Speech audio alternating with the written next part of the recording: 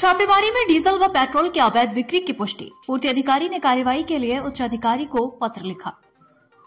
बता दें कि पीपीगंज थाना क्षेत्र के ग्राम सभा अकटहवा टोला छोटी सेनुरी में शिकायत के आधार पर पूर्ति अधिकारी कैंपियरगंज ने अपनी टीम के साथ 10 नवंबर को छापा मारा था, जिसमें ग्राम सभा अकटहवा टोला छोटी सेनुरी निवासी महेंद्र पुत्र अनंत को रंगे हाथ डीजल बेचते हुए पकड़ा था और महेंद्र के घर से 30 लीटर डीजल व पेट्रोल बरामद किया गया था और बरामद डीजल व पेट्रोल को जब्त कर लिया।